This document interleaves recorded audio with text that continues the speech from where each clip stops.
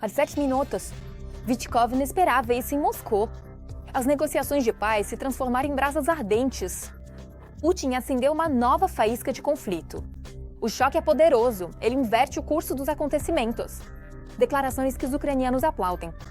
As forças armadas da Ucrânia estão lançando uma operação em larga escala. Ataques à Rússia nunca foram assim antes. O apocalipse de fogo realmente atingiu o inimigo. Gerássimo, mais uma vez, apresenta troféus falsos a Putin. Os petroleiros do ditador partiram para sua última viagem. O Serviço de Segurança da Ucrânia fechou cerco. Tudo isso no nosso programa Ponto Infernal. Urgente, os EUA colocaram a Ucrânia em uma situação difícil, forçando a paz segundo o roteiro russo. A fórmula Genebra-Flórida não funcionou. Putin está abertamente enganando os americanos. Declaração de emergência do Kremlin. Donbás e Crimeia estão sendo cortados da Ucrânia. A Europa está abrindo os olhos de Washington. É preciso agir imediatamente. Zelensky está assumindo o controle da situação. Os últimos detalhes sobre o desenvolvimento das negociações de paz estão na matéria a seguir. Os americanos visitaram a Rússia novamente. Eles foram recebidos em Vnukovo pelo representante especial de Putin, Kirill Dmitriev. O Kremlin está se preparando para impor sua própria versão do plano de paz para a Ucrânia. Já está acontecendo um processo sério. Acabou de acontecer. Putin diz que Lukashenko vai informar. Como estão as coisas nesse caminho? Agora, talvez nada seja mais importante do que isso. Claro, vai aparecer muita gente que não vai hesitar em fazer de tudo para atrapalhar esse processo. Na véspera, Steven Vitka participou de um encontro da delegação americana com representantes da Ucrânia na Flórida. Nós não queremos apenas acabar com a guerra. Também queremos ajudar a Ucrânia a conquistar uma segurança duradoura, para que ela nunca mais precise enfrentar uma nova invasão. As negociações foram produtivas, mas ainda é necessário mais trabalho. Foi destacado algum progresso, porém não foram alcançados acordos concretos. Já estamos na metade do caminho para garantir a independência da Ucrânia. Hoje tivemos um progresso significativo. A Rússia precisa fazer parte das negociações para a resolução ucraniana. Para isso, Vitkov irá a Moscou. Jornalistas americanos especulam que Trump enviou para a Rússia, desta vez, não uma equipe típica, mas sim a equipe habitual de negociadores, Steve Witkoff e Jared Kushner. Enquanto a administração Trump, às pressas, quer conseguir um acordo de paz para encerrar a guerra na Ucrânia, o presidente Donald Trump está enviando 2 de seus diplomatas de alto escalão para Moscou. São seu ex-sócio de negócios e seu genro, e nenhum deles foi confirmado pelos legisladores do Senado. Na Casa Branca, comenta-se que Trump quis mostrar com isso que ele é a favor da diplomacia pessoal em vez da burocracia. O presidente do EU acredita que justamente Vitkov e Kushner supostamente são capazes de fechar o acordo. Eram tropas de Moscou que se destacaram pelo que fizeram para o desenvolvimento da estação. Esse é o negociador do lado russo. Foi o próprio Putin quem disse isso. Quando sentarmos à mesa de negociações e formos objetivos, discutindo seriamente cada um dos pontos propostos para a discussão. O Ministério das Relações Exteriores do nosso lado, do lado da administração, é o Medinsky. Vladimir Rostislavovich, assistente do presidente, ele cuidou disso desde o início. Bem, para os assuntos atuais, para organizar todo esse trabalho, eu também incluí meu assistente. Yuri Viktorovich Ushakov tem contato com colegas americanos, mas não pode fazer tudo sozinho. É isso que Mídio deveria fazer e faz parte da administração presidencial. Trata-se de um conjunto muito amplo de questões que precisam ser discutidas, registradas e devidamente atribuídas, e os pontos referentes à doação devem ser considerados. Organizar. O ditador do Kremlin declarou em uma coletiva de imprensa que um dos principais temas seria o status da Crimeia e de Donbas. Então ele se inspirou e estragou tudo. A Federação Russa está pronta para entrar em guerra com a Europa. Mas não vamos entrar em guerra com a Europa, já disse isso 100 vezes. Mas se a Europa de repente quiser lutar contra nós e começar, estamos prontos agora mesmo. Antes das negociações de Vitkov em Moscou sobre o plano de paz, o presidente da Ucrânia, Volodymyr Zelensky, declarou que a questão dos territórios é a mais difícil. Isso, digo, é abertamente uma questão territorial. A questão mais difícil é o dinheiro e a reconstrução. Sem a presença dos parceiros europeus é difícil aceitar. E a questão das garantias de segurança. Importante ter detalhes concretos do EUA e da Europa. Aqui é preciso ser muito cauteloso, mas o plano parece melhor. Segundo a mídia, na versão inicial do plano de 28 pontos, falava-se sobre o reconhecimento dos territórios ucranianos como pertencentes à Rússia e a possibilidade de retirada das forças armadas da Ucrânia, até mesmo daquelas partes da região de Donetsk que os ocupantes não conseguiram capturar. Na Ucrânia, isso já foi chamado de inaceitável mais de uma vez. Os aliados europeus da Ucrânia também se manifestaram contra tais medidas. A visita dos enviados americanos para discutir a paz já é a sexta. A anterior foi no final do verão. Naquela época, o encontro aconteceu em meio ao ultimato que Donald Trump fez ao Kremlin. Desiludido com a falta de progresso na resolução da guerra na Ucrânia, o chefe da Casa Branca deu a Putin primeiro 50 dias e depois 10 para alcançar um cessar-fogo. Mas concordamos com garantias sérias de segurança que eu descreveria como uma virada de jogo. Nós não achávamos que estaríamos tão perto de um acordo de proteção pelo artigo 5. Por parte do EUA, está legalmente estabelecido na Rússia como um compromisso de não atacar outros territórios após a codificação do acordo de paz. Então chegamos a um acordo, e isso não é todo. Desde então, nada mudou, exceto o endurecimento das sanções. Putin decidiu continuar sua guerra sangrenta na Ucrânia. Urgente, Zaluzhny entra no plano de paz dos estados, chocando com uma declaração sobre o real fim da guerra. Palavras que podem mudar todo o jumbo. O mundo está em choque e um plano de ação decisivo já está sendo implementado na linha de frente. A estratégia de fazer refém está deixando o Kremlin nervoso. Neste momento, as forças armadas da Ucrânia estão destruindo, passo a passo, todos os sonhos de Putin de uma vitória rápida. Um duplo golpe contra o poder da Federação Russa até iminente? Primeiros detalhes, não perca! A Rússia está tentando esgotar a Ucrânia e destruí-la por dentro. E as ilusões políticas sobre a reconciliação podem acabar em conflito interno. É o que escreve o embaixador da Ucrânia no Reino Unido, Valery Zaluzhny. Em sua coluna para a publicação Liga Next, o comandante das Forças Armadas da Ucrânia, após um longo período de silêncio e trabalho na ilha da Grã-Bretanha, parece ter retornado não só ao espaço informativo, mas também fisicamente à Ucrânia. Após a demissão do chefe do gabinete do presidente, Andrei Yermak, e a instável situação política, parece que o presidente da Ucrânia, Volodymyr Zelensky, tirou seu trunfo da manga. Esse trunfo é o retorno do ex-comandante-chefe das Forças Armadas da Ucrânia. Existe a possibilidade de trazer Zaluzhny rapidamente de volta de Londres. Isso imediatamente fortalecerá, de modo geral, a posição da Ucrânia. E, em grande parte, Zaluzhny está em Londres como embaixador. Pelo que entendo, é justamente para um momento como este, quando é necessária uma certa consolidação diante de... E o perigo externo aqui está na instabilidade da posição dos Estados Unidos em relação a esta guerra, já que a posição oscila. Em sua coluna publicada recentemente, Zaluzhny destacou que por trás de uma paz rápida, certamente estará apenas uma derrota devastadora e a perda da independência. Ele propõe focar na ideia de cessar fogo. E os acordos de paz finais com a Rússia, talvez, na opinião dele, só sejam possíveis caso haja garantias de segurança 100%. Tais garantias de segurança poderiam ser a entrada da Ucrânia na OTAN, a instalação de armas nucleares no território ucraniano ou o posicionamento de um grande contingente militar capaz de enfrentar a Rússia. No entanto, hoje isso não está em pauta, levando em conta tanto a falta de preparo tecnológico quanto doutrinário. De qualquer país membro da OTAN ou outro, exceto Rússia, Ucrânia e China, essa questão, em princípio, não pode ser considerada.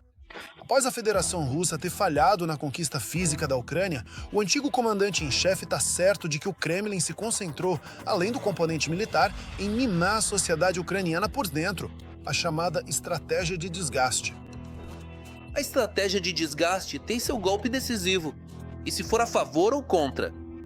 Isso é levar o país à desintegração por meio de ações militares, situação política e econômica. Então, qual seria o golpe decisivo nessa situação? Se lembrarmos da história, a resposta é óbvia. Isto é uma guerra civil. Sim, este é precisamente o golpe decisivo que a Rússia consegue sistematicamente ao implementar uma estratégia de desgaste. Segundo o especialista, congelamento. O conflito nas linhas de frente é agora um dos cenários mais prováveis para o fim da guerra, mas a trégua será de curta duração. A fase intermediária pode envolver uma paralisação dos combates na linha de frente, o que atualmente considero o cenário menos provável. Gostem ou não, essas são as realidades objetivas e os fatores que se formam tanto no campo de batalha quanto no plano econômico, social e político. O retorno de Zaluzhny à Ucrânia e seu artigo são, sem dúvida, um sinal para a sociedade ucraniana e para o mundo inteiro de que a luta nos níveis diplomático e militar continua. E ninguém vai aceitar as condições da Rússia. Isso é o verdadeiro triunfo das Forças Armadas da Ucrânia. Um blackout atingiu a Rússia. Moscou está à beira de um colapso nervoso. O território do inimigo está se transformando em um verdadeiro inferno. As refinarias e os portos não aguentam a pressão. Estão caindo um após o outro. Nem mesmo os homens de Kadyrov conseguem fazer nada. A destruição do regimento Akhmat colocou o poder militar do inimigo de joelhos. Os problemas com a defesa antiaérea já não podem mais ser escondidos. A contagem regressiva começou. Quanto tempo mais o inimigo vai aguentar? Isso você vai saber já já. A Rússia está em chamas e na escuridão. No subúrbio de Moscou, Apadon, dezenas de prédios residenciais ficaram sem luz. Lá, tudo sem luz. Poste quádruplo não acenderam. E aqui, nenhum só aceso. Os russos estão sentados no escuro. Já não é o primeiro mês que ocorre um grande corte de energia na região de Moscou.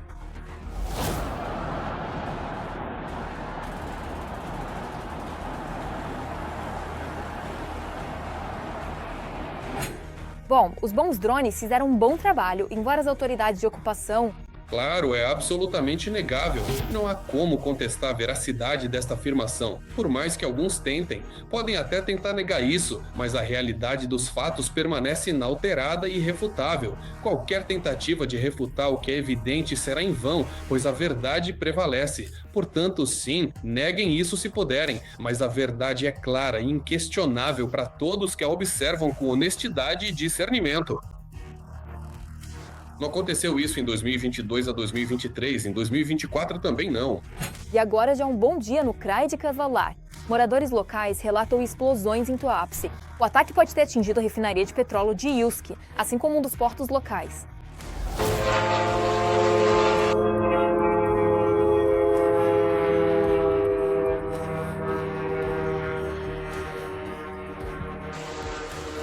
E ainda, durante a noite, drones acenderam as luzes em um terminal de petróleo na região de Orlov. Agora, até o esquema tá pegando fogo. Eu não sei como isso aconteceu. Ô caramba, tá vendo? Tá pegando fogo mesmo. E este é um começo de dia ou fim de noite comum na Rússia, algo que antes parecia muito distante e que está se tornando cada vez mais realista. 25º ano. Este é um ano recorde em número de drones na Federação Russa. Juntamente com os drones, mísseis também estão começando a chegar. São tanto mísseis de pequeno porte quanto, por exemplo, o Neptun de longo alcance, o Neptun Longo, o Neptun D. Também são os mísseis Flamingo. Até a Chechênia ficou na mira dos drones. Moradores locais relatam que, como resultado do ataque, o prédio do FSB foi atingido, assim como a base da unidade Akhmat em Guntermes foi atacada.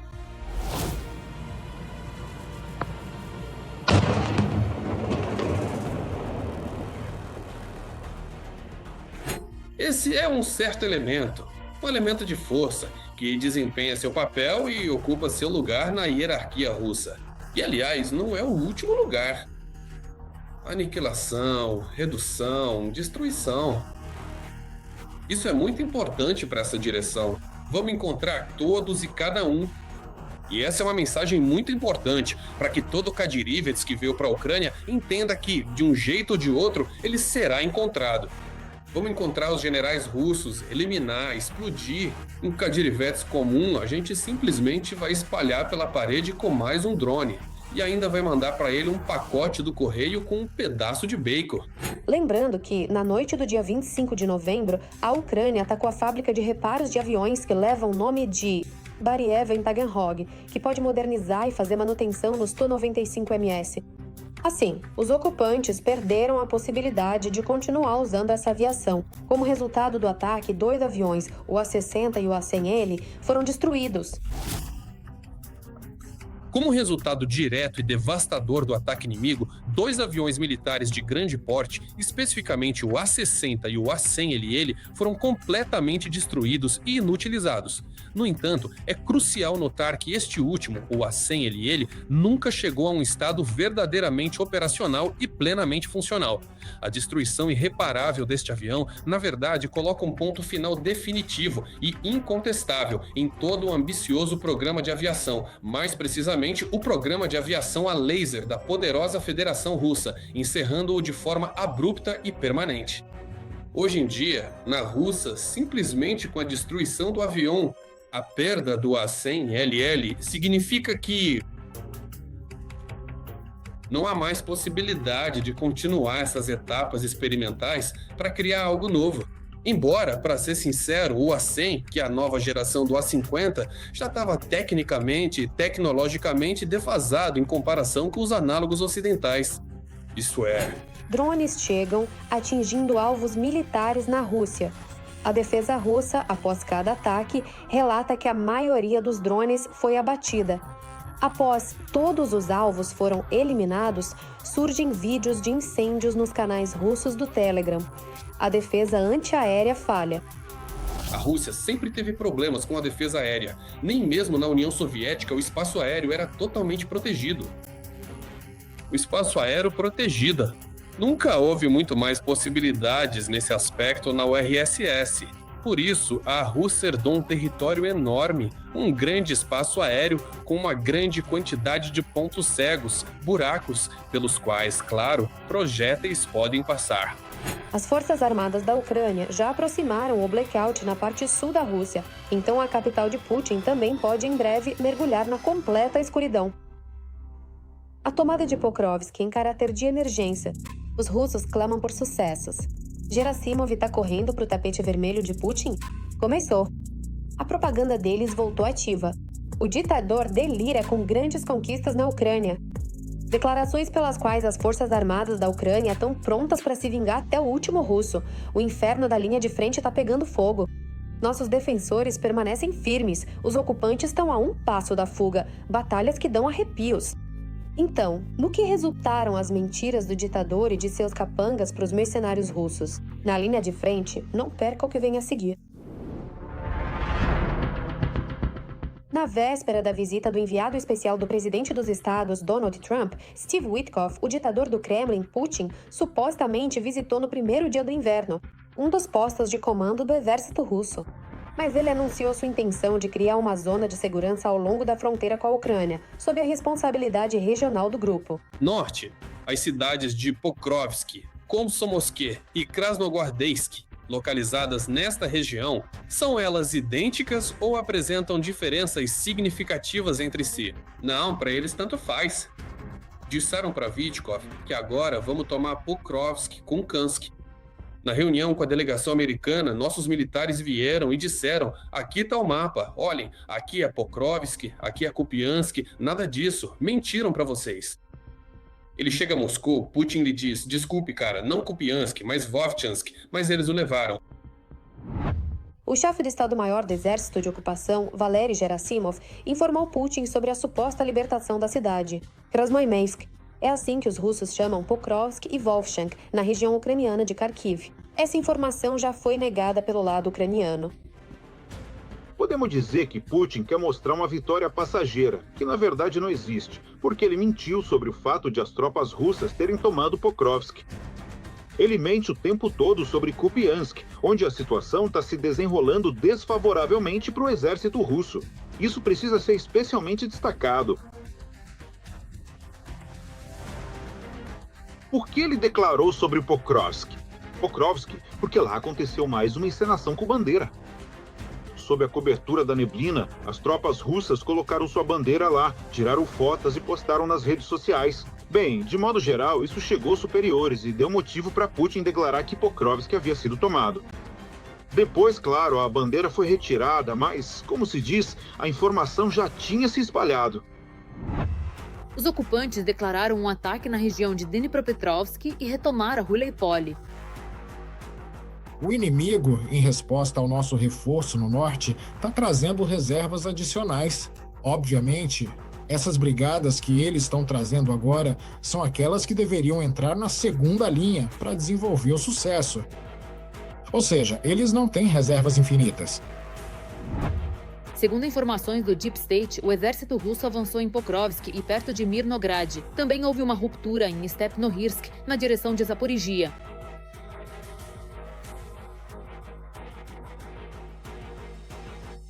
O chefe do Estado-Maior russo, o general Gerasimov, fez uma declaração oficial ontem, afirmando que a cidade estratégica de Stepnohirsk, de grande importância tática, está agora completamente cercada pelas forças militares.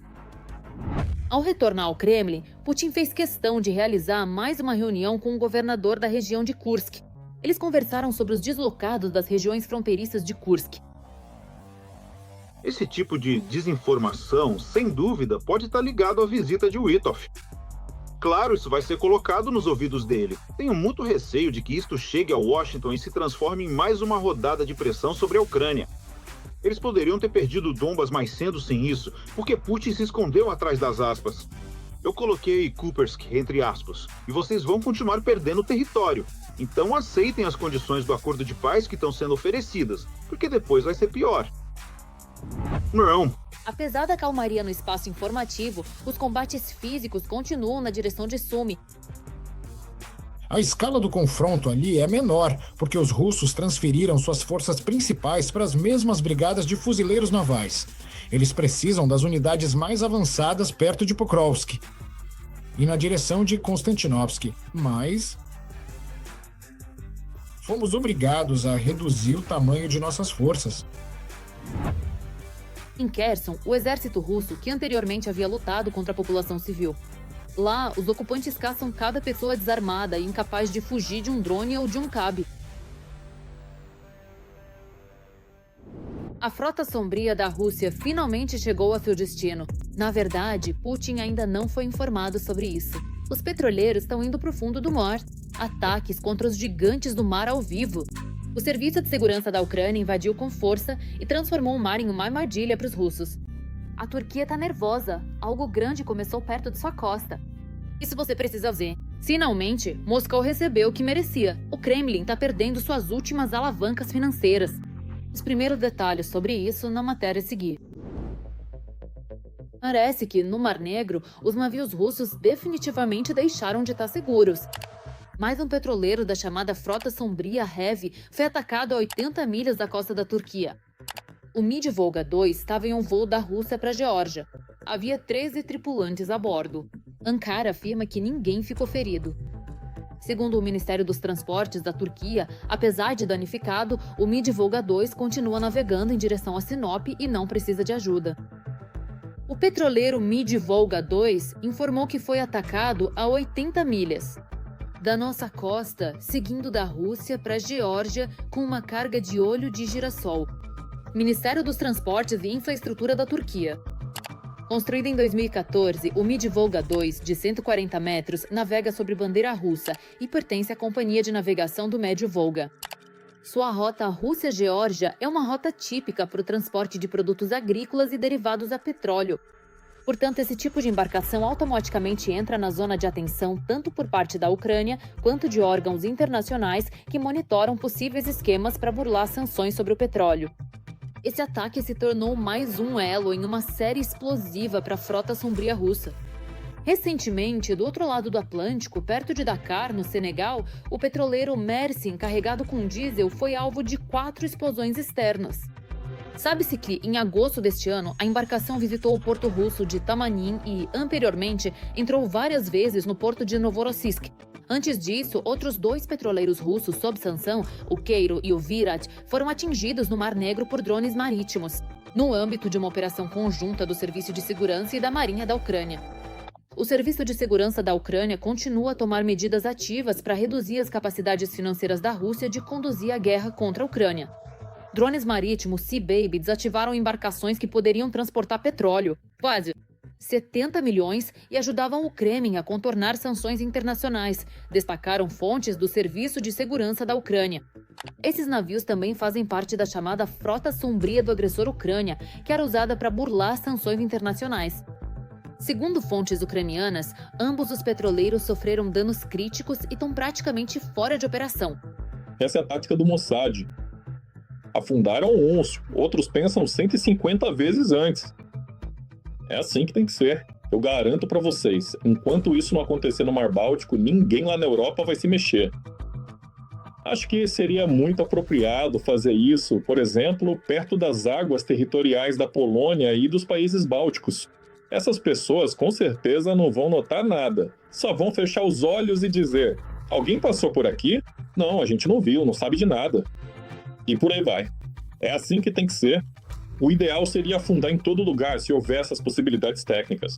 Tanto em Vladivostok quanto aqui, em todos os pontos, para que eles entendam que a pressão tem que existir. Porque sem afundar esses navios, nada vai acontecer. Aí todo mundo vai entender que é sério. É assim que tem que trabalhar. Tem que trabalhar desse jeito, para que eles nunca esqueçam que não se deve mexer com a Ucrânia. Os ataques, que aconteceram a apenas algumas dezenas de milhas marítimas da costa turca, provocaram uma reação forte de Ankara. O presidente da Turquia, Recep Tayyip Erdogan, chamou esses acontecimentos de uma escalada preocupante da situação. A guerra entre a Rússia e a Ucrânia claramente ameaça a segurança da navegação no Mar Negro.